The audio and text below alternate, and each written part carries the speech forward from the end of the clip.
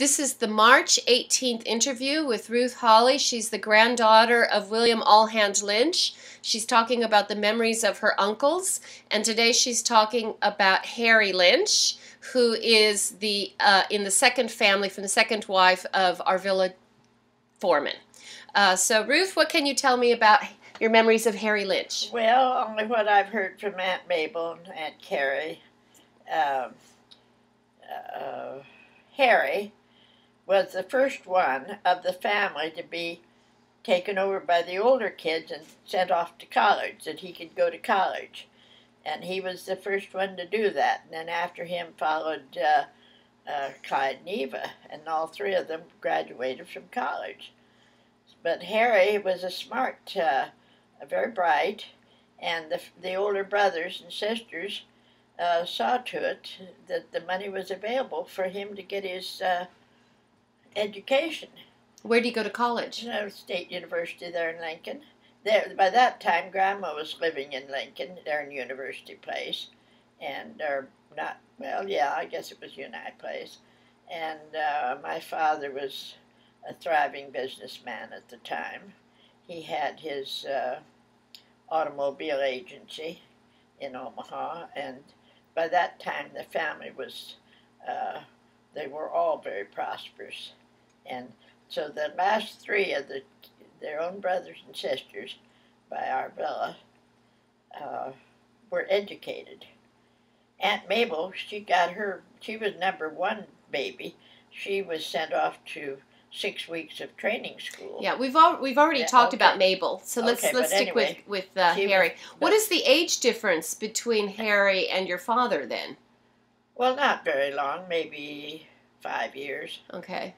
But the last three of the children were educated in college by the others, mainly my father and Uncle Ray.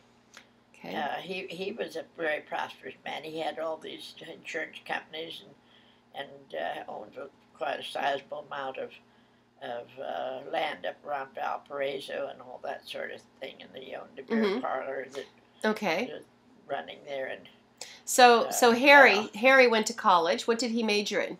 Well, he studied to be a dentist. He went to dental college, and he managed to graduate in spite of his being a ladies' man, and his mind was on fun and frolic more than anything.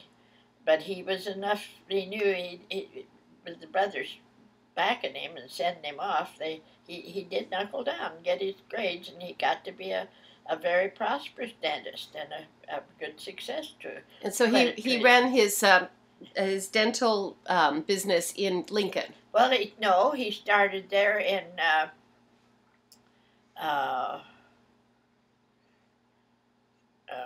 where the Clyde had his land oh goodness me, it's where we went to live with Uncle Clyde. Sydney? No. Well, anyway, that's okay. It'll come to you. So not in Lincoln. Okay. No, but he did that kind. I have to remember the name of that area where Harry started his practice there at Valparaiso. Well, it was where Clyde had his land. Okay. His big branches, and he ran his dental business from that area.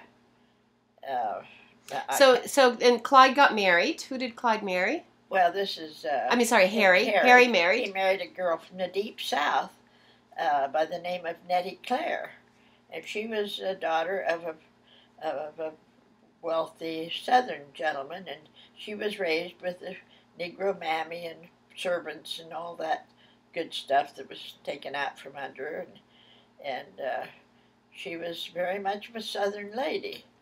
And they had their 2 kids.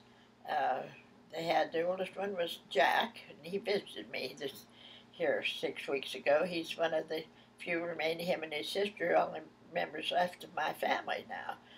And Jack followed in his father's footsteps. He also uh, got to be a dentist. Mm-hmm. Okay, going back to Harry. Do you have any personal memories of Harry?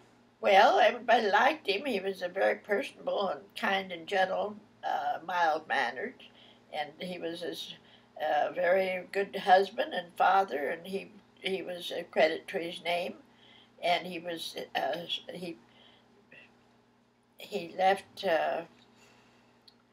Big Springs. That's the name of the place. So he left Big Springs when Clyde's uh, empire sort of it dwindled out when Mickey took over. Uh, but Big Springs is where we all met there at Clyde's Ranch, and Uncle Harry had his office at the time in a great big home on Main Street, and that's where he. There was just such terrible hard times, and people just even being a dentist outside of pulling a tooth, and then most half the time or more of the time people couldn't even pay him. There just wasn't any money available. But then he eventually moved up where Clyde had his other ranch in a different area where he had a nice business for himself there Mm-hmm. in the different area. Did you ever go? You went ever go and visit them in? Oh yes, Big Springs was only about 50 miles, or maybe a little over that, from where we had our ranch, where we were living there at Sidney, Nebraska. And there was all those little towns, and that was where Uncle Clyde had his big land holdings there for years, Mm-hmm. and he hired a crew of people to work for him. That it was a very large operation, and so the family, that was a gathering place there at Clyde's. Mm-hmm. And we had many wonderful times there. And Harry was there as well. Oh yes, he'd come in. So the in ranch was only a couple of miles out of town. So in Big Springs, then you had Uncle Clyde and you had your Uncle Harry. Yeah, and Uncle Harry. The times were so bad, and people couldn't pay, and to keep his sanity, he took up golfing. So then that was the passion of his life, was golfing. I don't know how long it lasted, but at Big Springs there was just nothing left for him to do. Mm-hmm. He'd sat there in that office with no activity. The office was in the front part of their house, a very nice setup because it was a big house, and the front part had the office set up with all his equipment and everything that the family pulled together so that he had all that Mm-hmm. stuff. And he even made sets of teeth. He had and he was a very good dentist. People had, he had the equipment to put some kind of a Klein or oven that he could put these false teeth together, and he made them, mm-hmm. which is an unheard of thing even for back then. He was very capable and very talented in his work. And Aunt Nettie Claire, I know times were so hard, she took up some kind of a salesman job and went from door to door selling something, socks or something, I don't know, maybe it was some sort of clothing item. But she didn't do that only just a very short time because it didn't pay. But I know they had help from Clyde.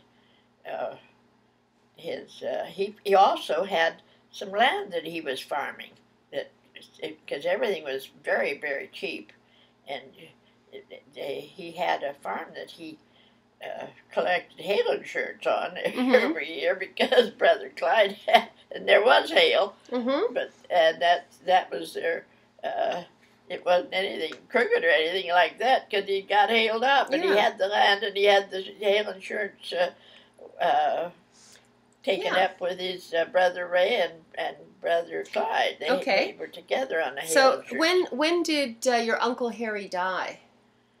Well, he visited me when we lived there, and when we came back from England.